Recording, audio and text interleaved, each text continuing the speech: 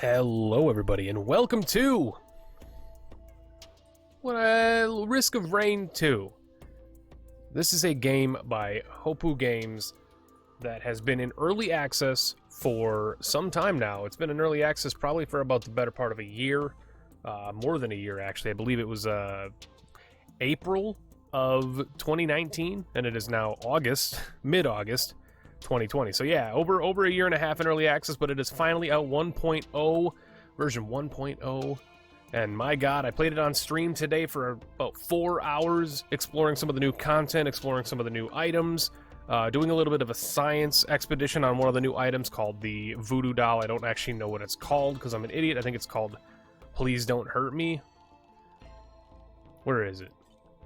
Yeah, Forgive Me Please. Yeah, this item is extremely good. It's kind of broken, and I actually haven't finished every piece of content in this game, and so while I've been playing the game and enjoying the game, I figured I have time, and honestly, if I'm gonna play a game, I might as well stream the game, but I already streamed for 4 hours today. I took a break, took the dog out, had a shower, all that nonsense. You guys don't care. But I'm in the mindset now, if I'm going to be playing it for the next couple of hours, why not at least try and do it in video style with commentary and going through the game. It does seem just a scotch loud.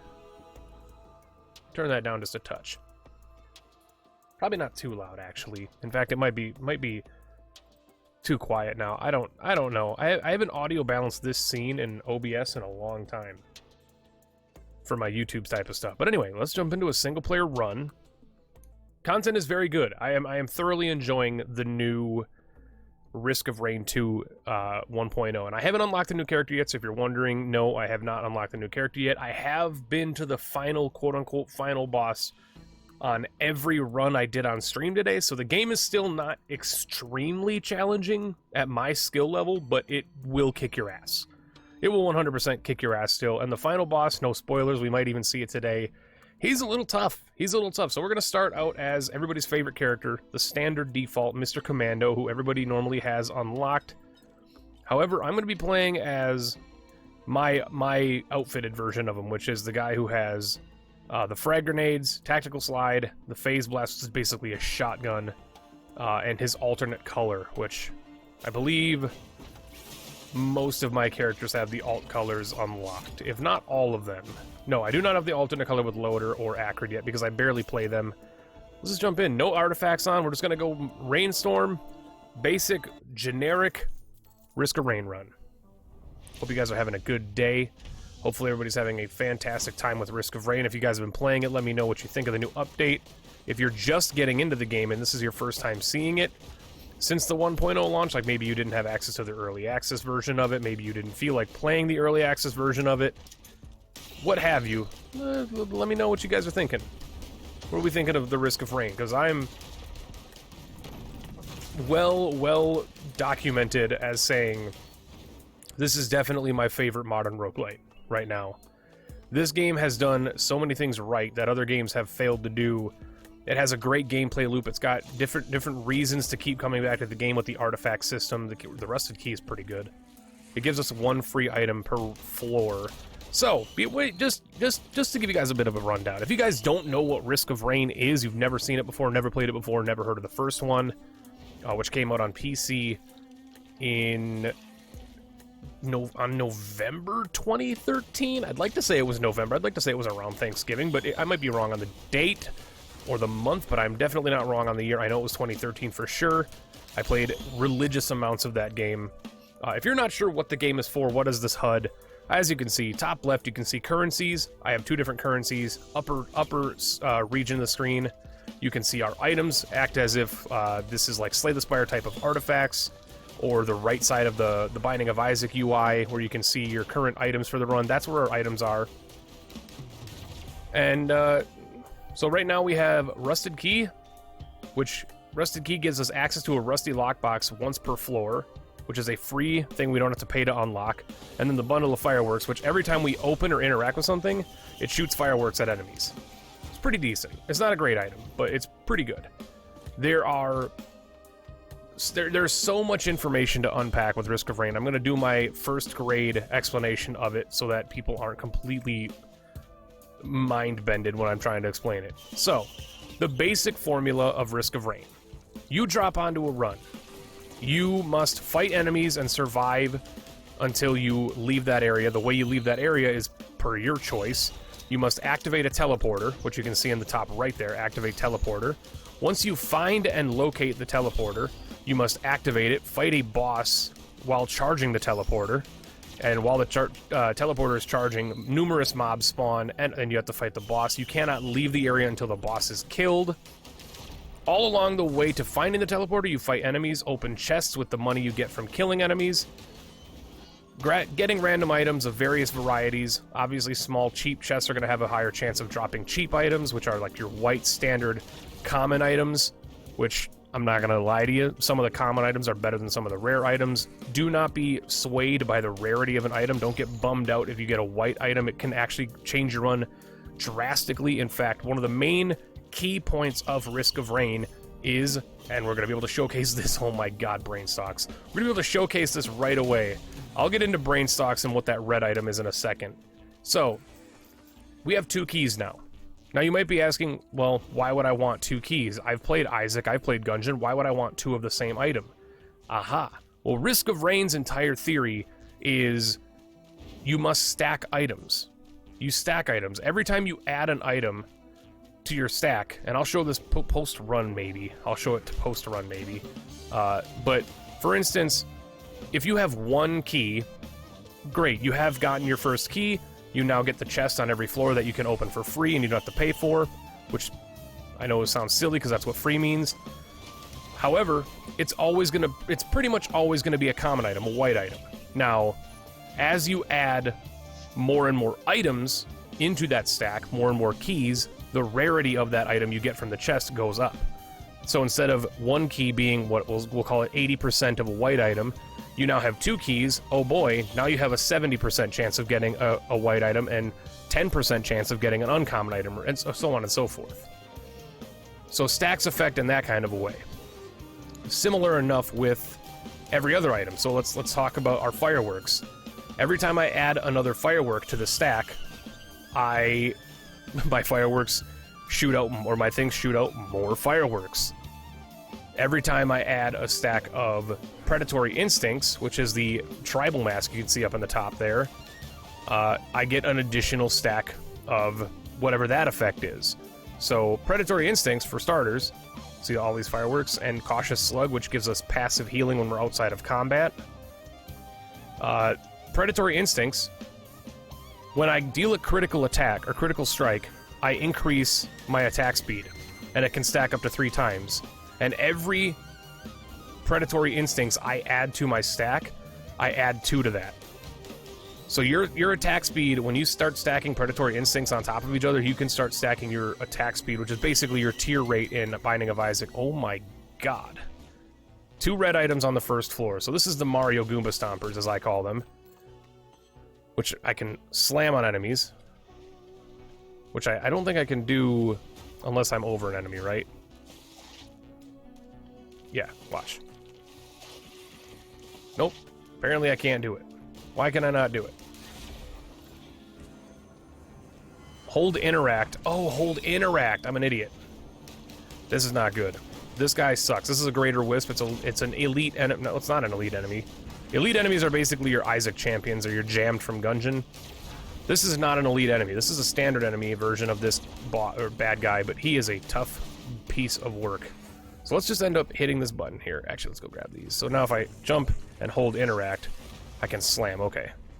I'm just a fool. I'm actually going to grab another Cautious Slug to give me more passive regen outside of combat, just because I'm not exactly 100% reacclimated to the game yet after playing hundreds of hours of it prior to this. Let me grab this turret as well. So our first boss is going to be the Wandering Vagrant. He's a giant jellyfish. He's from the first game. Everybody knows him. He shoots little balls at you. He gives you a massive AoE attack. He can shoot electric balls like what he's doing right now. But his major attack is when he gets below 50% HP, he does a massive AoE, not quite arena-wide attack, but it's massive, and you're going to see it here in a second. He's going to finish this attack and most likely get ready to do it. Here it is. And if you're out of cover, you're going to get roasted, like we just almost did there. And so now we are in very serious danger. However, lucky for us, we have a cautious slug, which is going to end up giving us a lot of healing when we're not being attacked. However, I just got attacked by that guy.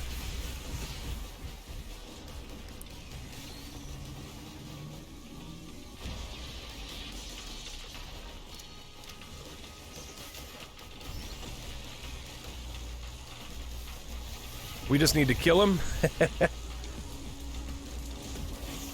We got him. Okay, so boss killed, and now we got to just survive the rest of the waves here. Which is quite easy to say to do it. Or, it's easier said than done. Here we got a Runald's Ice Band, which is actually a really good item. It is a green item that, I believe on crit... But then again, I don't actually remember how the proc chance for Runald's Ice Band works.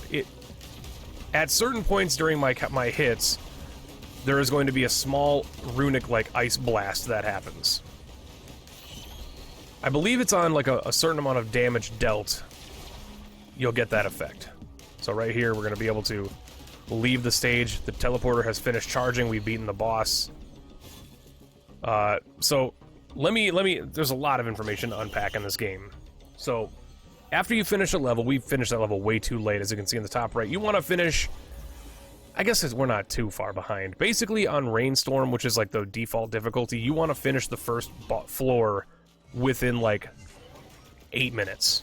So, we're about a minute late, which is not great, because the game progressively gets harder and harder as you play it, which we'll discuss, obviously, but first and foremost, I want to tell you, after you finish a level, every extra piece of gold you have from that level then gets turned into experience, and you level up passively throughout the game, gaining more damage, more max HP, etc., as you might expect from like your typical leveling up in an RPG. So there is a good reason to stick around a level and kill enemies, obviously, but again,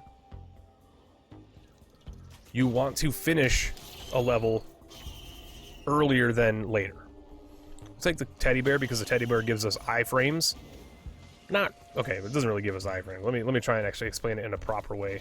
It doesn't really give you iframes. What Tougher Times does is, on getting hit, I believe I have a 10% chance now of just not taking damage. And then again, going into that stacking effect, every time you stack an item, you get progressively stronger and stronger versions of that. So every time I stack teddy bears, I get a higher and higher chance of resisting damage. I'm going to take the iron plating here, because it's not the best item for a white item, but if I have access to it, I will take it. Now, one of the artifacts in the game is actually called the Artifact of Command. It's a lot of people's favorite artifact for a reason, because upon using it, you can then just choose what items you get from chests. You no longer have to deal with the RNG of the game. I do like Artifact of Command runs. I'm not going to say that I don't, because I do quite enjoy them. Razor Wire is really good. As we take damage, we end up shooting out razors to deal damage to enemies. It's basically Armor of Thorns. I'm going to trade, and it's fortunate enough that I traded the bad item. I don't want the med kit. I'd rather have tri-tip daggers. So on enemies, I proc a bleed chance. And bleed is very, very good. I'm trying to showcase what bleed does, but we have a very low chance of proccing it. Right here is the Soldier Syringe. I have to take that. It's attack speed upgrade, basically your tears up pill. We might not be able to showcase the bleed right now. Oh, he did get bleeded there, but unfortunately he's going to die before it takes effect. Also, my turret's killing things. Anyway, let me see. Now we have 2 razor wires. As you can imagine, things stack, things get stronger. As you progress through the levels, of course, there are many secrets. The teleporter is always denoted by large my brain. Large particle effects hanging around the teleporter. So if you ever find yourself lost, just look for the particle effects and just make your way over there. So now you can see the bleed effect. He's just progressively taking damage over time, but as I keep attacking him, I can keep stacking. You can see it over his health bar, maybe. As I keep attacking him, I'm stacking more and more bleed on him,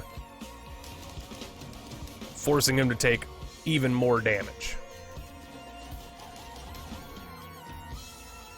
I don't want to hang around on this level too long because we spent so much time on the last level, so I'm going to try and get at least one more chest before leaving. I did get enough items on this floor to where I'm comfortable. There's a lot. The old. I wouldn't say it's a negative gameplay mentality for Risk of Rain, but a lot of people suffer from I want to grab everything syndrome. Like, I don't want to leave the floor until every chest is opened. I don't like that mentality. Like, maybe in multiplayer it kind of works because you can spread out and everybody gets like 2 or 3 items and then you can leave.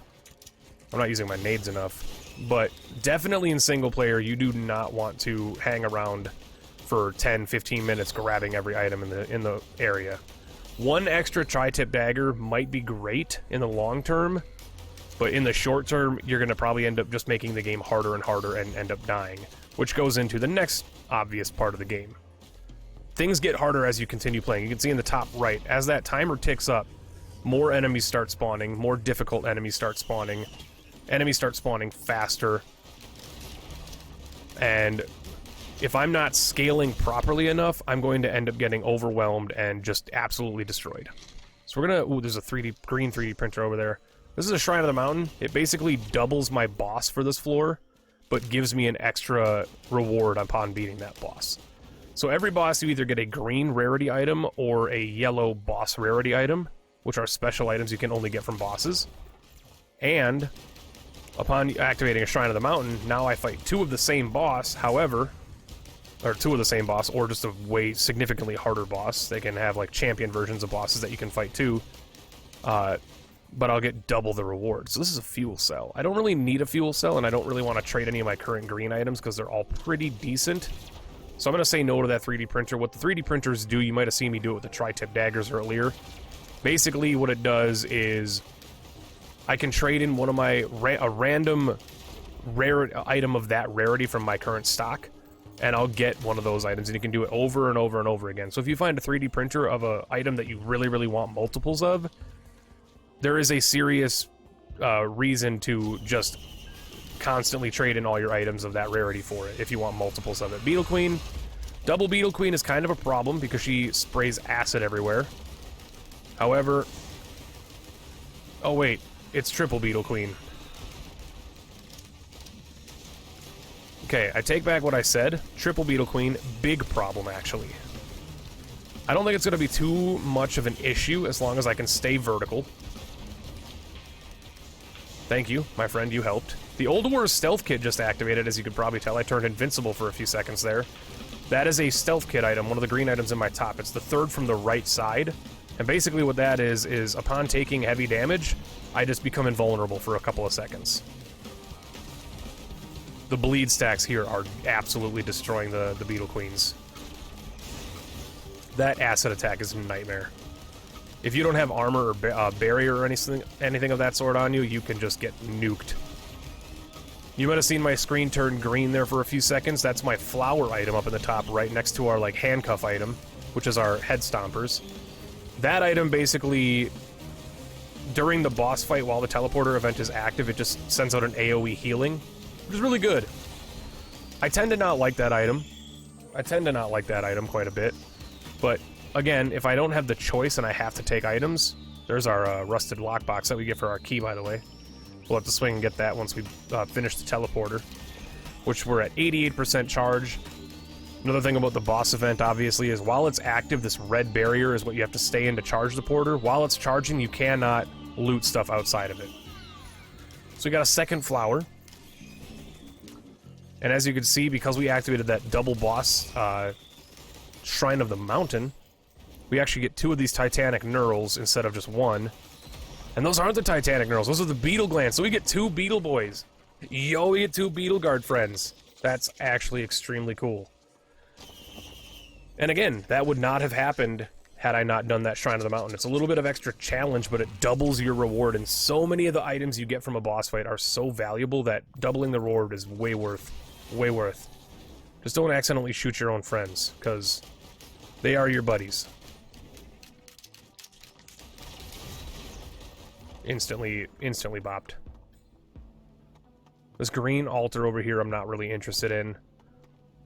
If you continue to pay it money, it'll end up just giving you an AoE that you can heal within. It's good. There's an achievement for doing it the entire way, and an item you can unlock from it. However, it's not really that great. I'm just going to be real with you. These are all active items. The Prion Accumulator and the, as I call it, the Cubic Zirconium. It's the cube.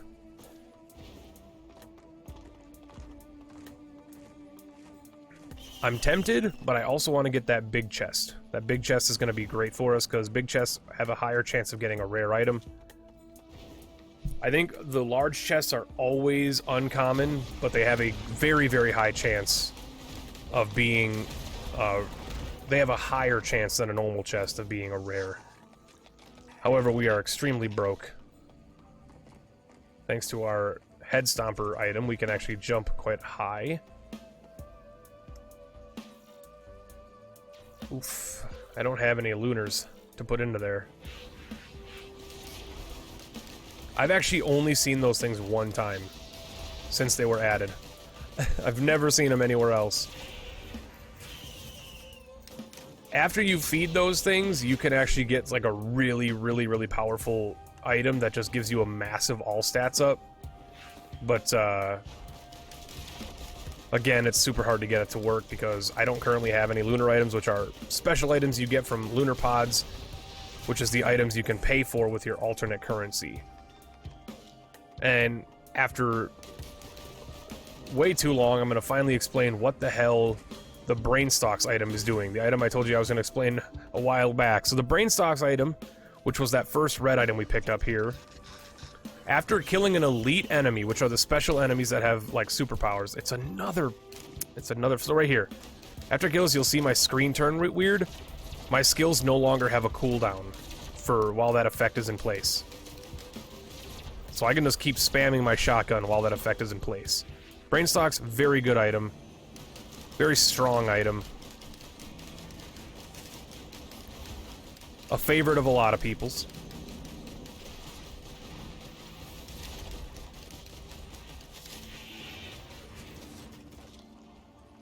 But, and a really good first, like, rare item to get, honestly, but getting Head Stompers as my second one, for the jump capacity, for, like, being able to jump higher, I like it quite a bit, but there are so many better... I want to take a random... There are so many better... Excuse me? So many better rare items that I would much rather have in this situation. So I'm just going to head stomp him rather than dealing with him. Again, you're not really supposed to just hang around in the levels, so I'm moving very slow.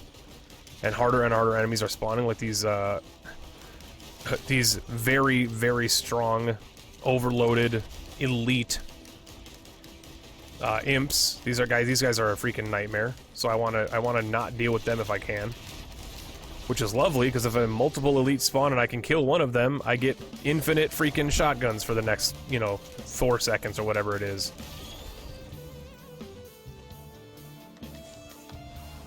Slamming is a great idea, because you're immune to fall damage.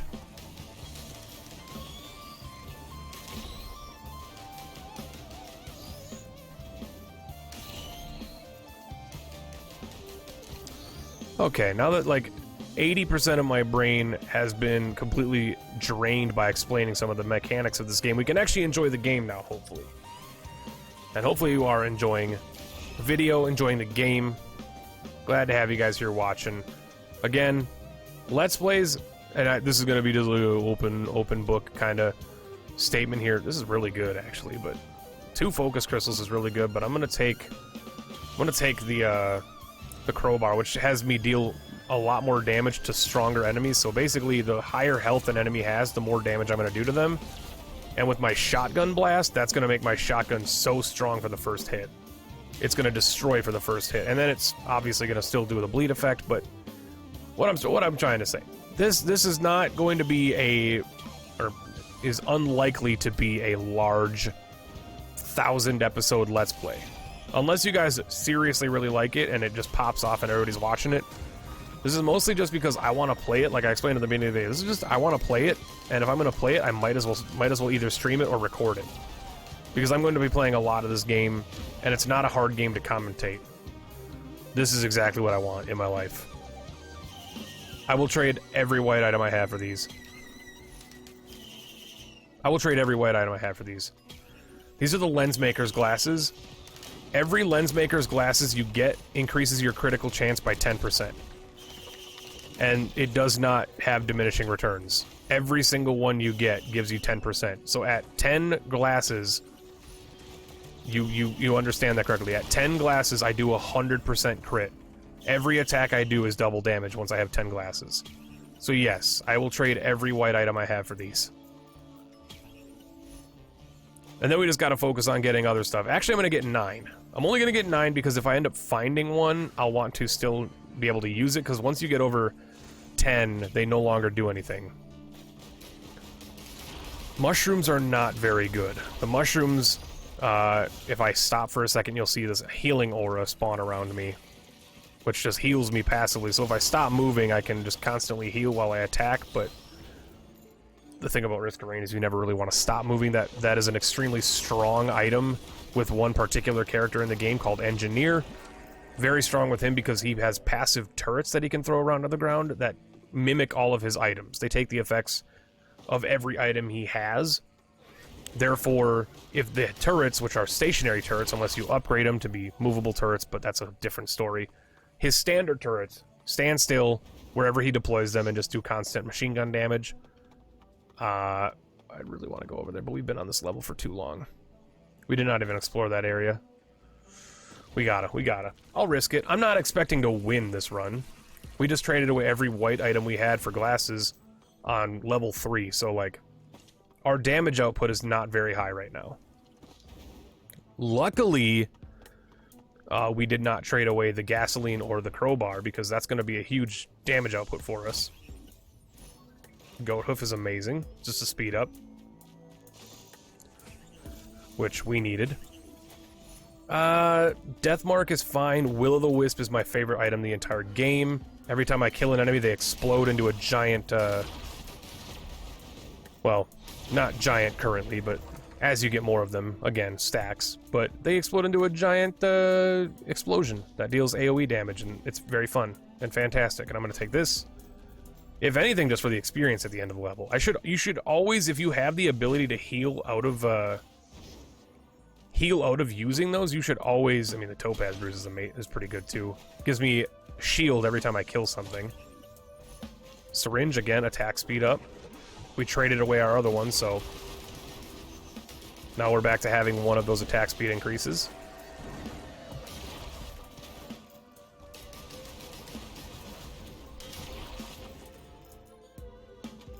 I don't know what I'm talking about anymore. These are Shrines of Chance. Gave us maracas. I know it's called sticky bombs, but I call them maracas. Bruh. More fireworks, it's fine.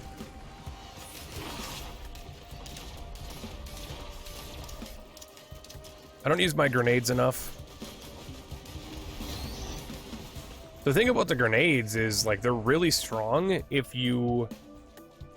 They're really strong if you have a specific item in the game called the Brilliant Behemoth, because that makes every attack you do explode on contact. And as you can imagine, that synergizes pretty well with the grenades, because every time the grenades hit somebody, they blow up, doing both the explosion damage and the grenade damage. So that weird blue thing we hit back there with a lunar coin, which is one of our special currencies. Now when we finish the boss fight, assuming we do, we will be able to go to the one of the realms in between levels, which is basically a bazaar. It's a hidden bazaar. And be able to spend our lunar coins on stuff, as well as trade items for other items in that hidden realm. Imp Overlord, this is a fight that I definitely don't like. I'm going to use my special item here. We are probably going to die. Not only do we have the Imp Overlord to fight, but we also have a extremely dangerous elite enemy down there. I don't think we're going to die to the boss, but I think we could stand a chance to die against the beetles that are going to try and kill us here. Because this beetle, wherever he is, this beetle down here, this glacial beetle, sucks. This dude is a massive tank of just HP and nightmares. But we should actually be able to beat him here. Yo, we actually just annihilated him. No mercy.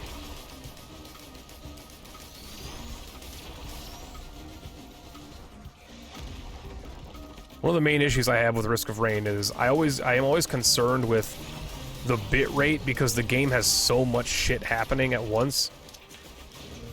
I'm worried that it might look like crap on video, but I have the bit rate cranked right now, so if it doesn't look good right now, dude,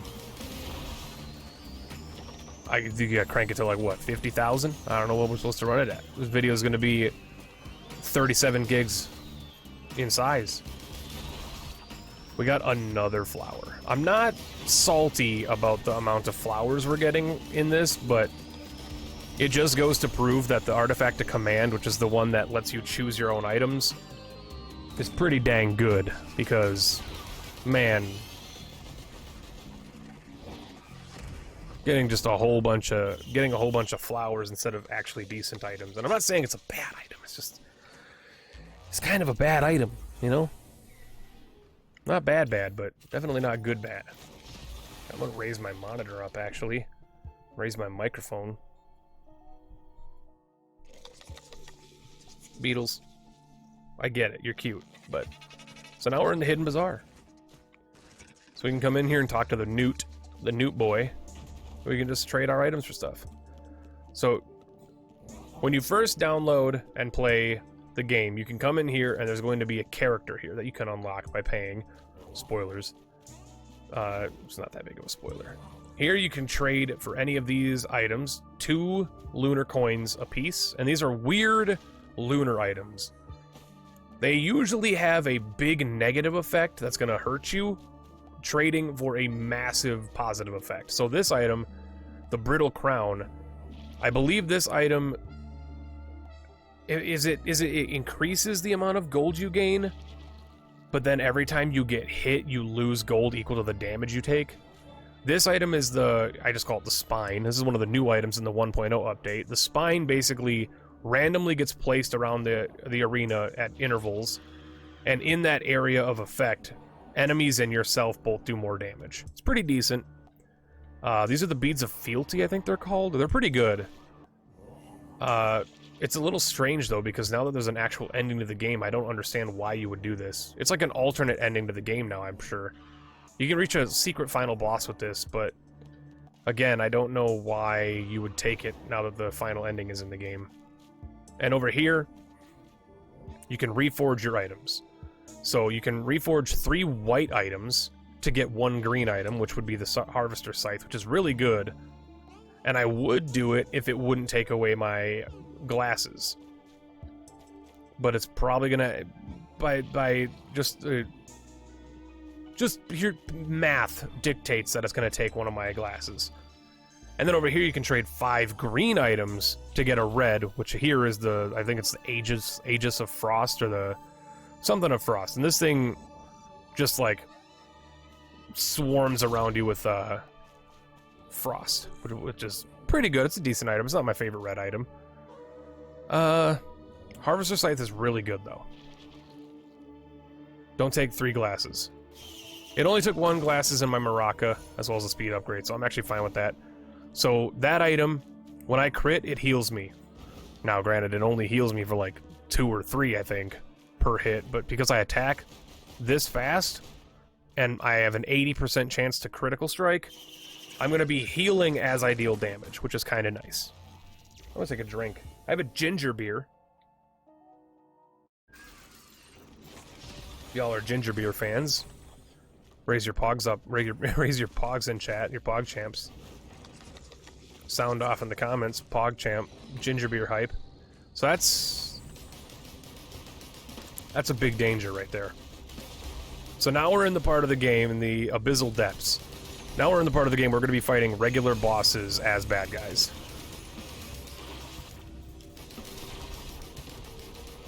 We're going to be fighting bosses as bad guys here.